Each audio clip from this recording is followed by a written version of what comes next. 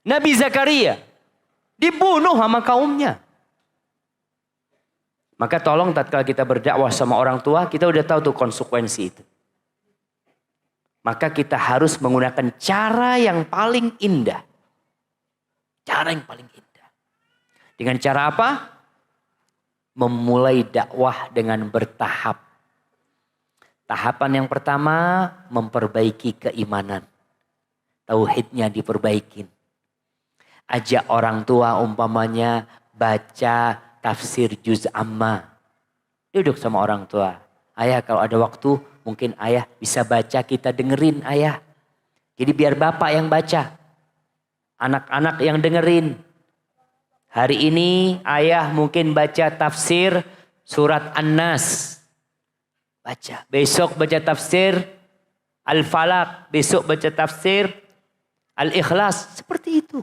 Artinya dudukkan orang tua sebagai guru.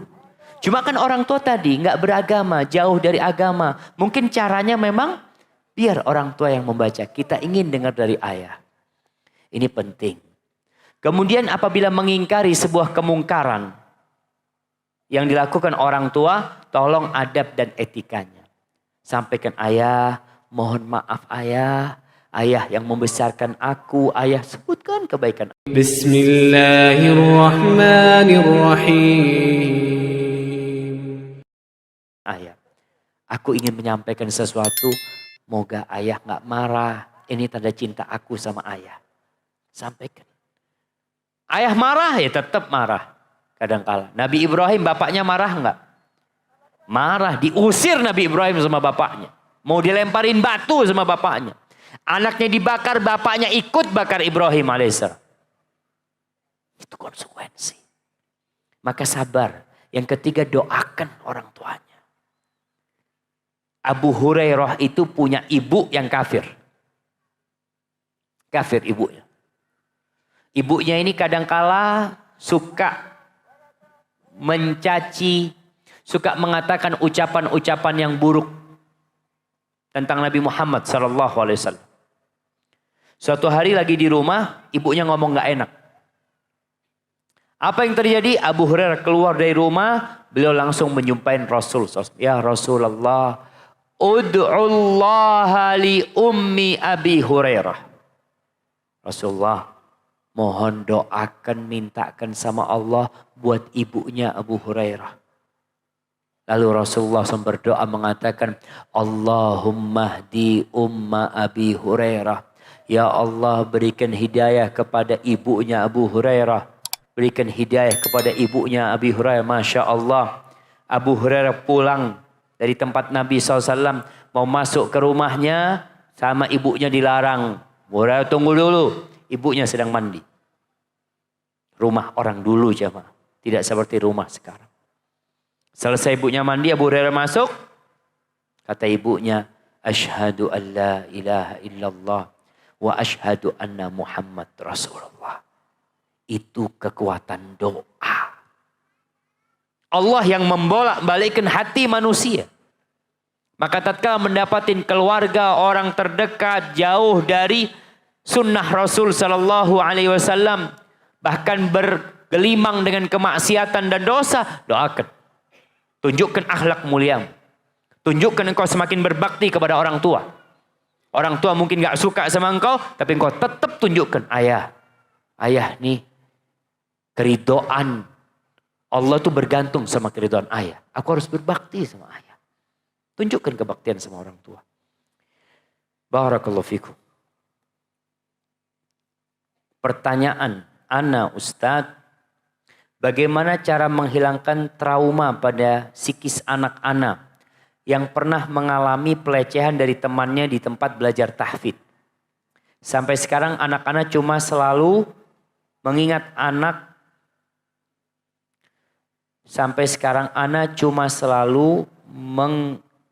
mengingatkan anak-anak untuk menjauh dari temannya tersebut dan harus berhati-hati untuk melakukan apa saja karena Allah melihat kita. Anak-anak baru berumur 9 tahun. Nah, jamaah, kadangkala memang kalau anak itu dilecehkan, dibully, sehingga anak itu jadi gak betah di tempat itu. Maka perlu ada jaminan keamanan dari dia. Yang pertama, tumbuhkan keimanan kepada Allah Azza wa Jalla. Allah yang jaga. Jagalah Allah, Allah akan menjagamu. Itu yang ditumbuhkan di hati anak kita.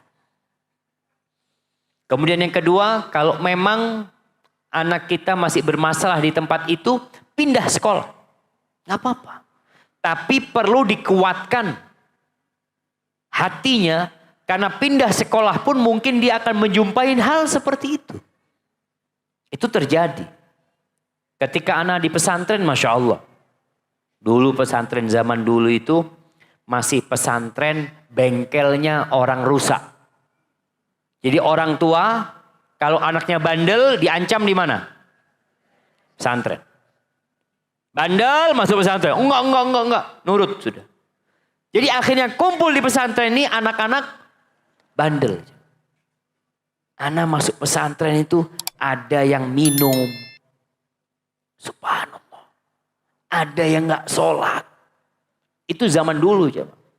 Tapi sekarang pesantren Masya Allah. Tempatnya orang-orang baik. Artinya orang tua Masya Allah ingin anaknya baik. Kondisi teman-teman yang suka membuli itu tetap ada. Dan itu ujian. Makanya Rasul SAW mengatakan. Alladhi yukhalitun nas. Orang yang berbaur dengan masyarakat. Wa yasbir ala adahum. Dan sabar disakiti mereka. Diganggu mereka. Khairun minalladhi la yukhalitun nas. Wa la yasbir ala adahum. Lebih baik daripada orang yang tidak berbaur dengan masyarakat dan gak sabar kalau disakiti. Maka tumbuhkan di hati anak untuk bersabar, untuk kuat. Masukkan anaknya ikut karate, ikut pencak silat atau apa. Agar fisik dia kuat dan punya semangat yang kuat. Dia punya teman-teman baru lagi di sana. Maka perlu orang tua melakukan hal seperti itu. Untuk menguatkan anaknya sambil diajarin kalau berangkat sekolah baca doa. Sehingga dia merasa dalam penjagaan Allah Azza wa Jalla. Barakallahu fikum. Manakah yang lebih utama menikah muda atau menuntut ilmu bagi wanita? Jamaah menuntut ilmu tidak bertentangan dengan menikah. Yang tanya ini coba lihat nih. Ini emak-emak udah tua-tua masih nuntut ilmu. Padahal udah ada cucunya. Ini pertanda menikah tidak bertentangan dengan menuntut ilmu. Engkau menikah, makanya cari suami kalau bisa yang alim. Jadi belajar ilmu sama siapa? Suaminya. Selesai. Dan urusan ilmu jamaah. Ilmu yang harus ditekankan adalah ilmu agama. Perempuan apalagi. Kadangkala orang tuanya sibuk memikirkan anaknya dengan ilmu dunia. Supaya nanti bisa bekerja. Nanti ini perempuan kalau menikah, siapa yang kasih nafkah? Suaminya. Apa mau dirubah? Istri yang bekerja, suami tinggal dapat duit dari istri. Mana dapat gaji? Apa mau seperti itu? Enggak. Ar-rijalu qawwamuna 'alan nisa. Laki-laki lah pemimpin.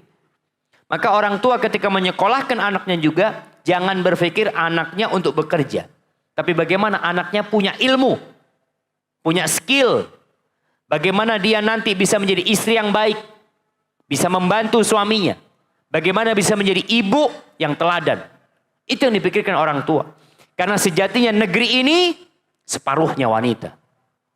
Separuhnya laki-laki. Kalau separuh negeri ini perempuannya nggak mau kerja. Mendidik anak-anak. Membesarkan mereka dengan baiknya. Separuhnya lagi akan rusak. Ketika semuanya sama-sama mencari dunia. Siapa yang mempersiapkan generasi masa depan? Bapak-bapak nggak mampu. Anda ngelihat ada guru TK bapak-bapak. Itu kalau guru TK bapak-bapak tutup itu. Nah, nggak mampu laki-laki untuk itu. Barakallahu fikum. Pertanyaan terakhir ini. Masya Allah. Baik jamaah, karena kita mau Jumatan, ini menjadi pertanyaan terakhir. Assalamualaikum Ustaz. Ana mau tanya. Dulu Ana pernah menitipkan anak sama ibu Ana. Ibu menawarkan untuk menjaga anak. Dan Ana pun butuh beliau untuk menitipkan anak-anak. Namun sekarang anak sangat menyesal. Ana ingat dosa besar yang Ana lakukan dengan menitipkan anak pada beliau. Walaupun dia ikhlas. Bagaimana cara anak tobat dari dosa besar yang telah anak lakukan? Sebenarnya kalau dikatakan menitipkan anak itu dosa besar, enggak. Kecuali orang tua terbebani. Di sini banyak anak membebani orang tuanya, menyusahkan orang tuanya. Subhanallah, ini ibu udah capek membesarkan dirimu. Sampai engkau besar, sampai engkau menikah. Setelah engkau punya anak, dikasih lagi anak kecil, ibumu suruh merawatnya. Ini perbuatan yang kurang etis, jemaah. Walaupun kadang-kala orang tua mengatakan, iya nggak apa-apa nak, nggak apa-apa nak. Itulah cinta seorang ibu. Direpotin anaknya tetap bilang nggak apa-apa. Tapi kita yang harus tahu diri. Maka yang harus nanti lakukan, minta maaf sama ibu. Kalau ternyata merepotkan ibu selama ini. Ana masih ingat. Ana punya abah cerita. Dulu ketika sudah punya anak. Ana sama kakak Ana. Dan ada beberapa sepupu Ana. Paman-paman dan ayah ini mau menitipkan anaknya kepada nenek. Karena mereka mau liburan. Ini mau berdua kemanten baru semua. Sudah punya anak. Mau berdua, anaknya titipkan sama neneknya. Mau berangkat nih semua. Sama kakeknya dipanggil. Sini semua. Itu hasil karyamu, bawa semuanya. Engkau mau bikin capek punya ibu, kata dia. Bawa tuh. Ini terjadi. Dan subhanallah. Dan anak punya kakek, dulu masih pakai bahasa Minang. Ketika ngasih tahu anak-anaknya. Jadi ya agak keras-keras dikit lah bahasanya. Tapi barakallahu fikum. Maka buat yang bertanya ini, hendaklah minta maaf sama orang tua. Gantikan apa yang sudah terjadi dengan engkau semakin berbakti sama orang tua. Barakallahu fikum. Baik. Nah, Anda mau bertanya coba. Tadi kita menyebutkan tentang 10 sebab meraih cinta Allah Azza wa Jalla. Nah, silahkan. Mic-nya mana?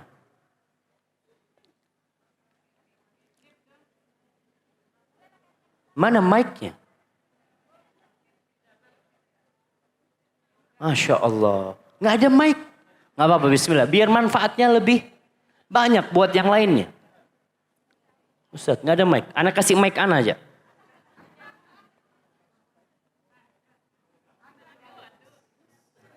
Ada. Kalau kurang biarin.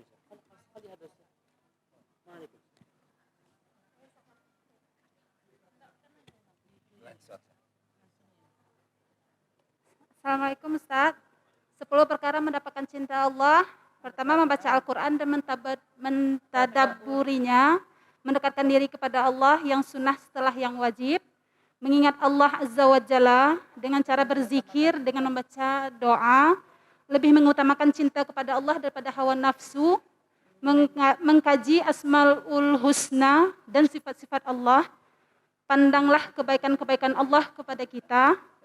Tunduk dan bermunajat kepada Allah, menyendiri bersama Allah, khususnya di sepertiga malam akhir, duduk bersama orang-orang soleh agar kita dapat berberkah mereka, menghindari dosa-dosa atau perbuatan yang mubah.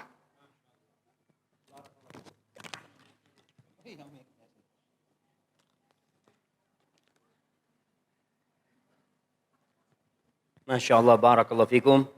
Ingat ada 10 jamaah, semoga kita bisa mengamalkannya. Anak kasih hadiah 3 supaya dibagi dengan yang di sebelahnya. Masya Allah, barakallahu fikum. Itu yang bisa Anda sampaikan jamaah. Apabila yang Anda sampaikan benar dari Allah Azza wa Jalla, kalau ada yang salah, itu dari diri Anda pribadi. Allah dan Rasulnya terbebaskan dari kesalahan itu. Subhanakallahumma bihamdika. Ashhadu an la ilaha illa anta astaghfiruka wa atubu ilaik. Assalamualaikum warahmatullahi wabarakatuh.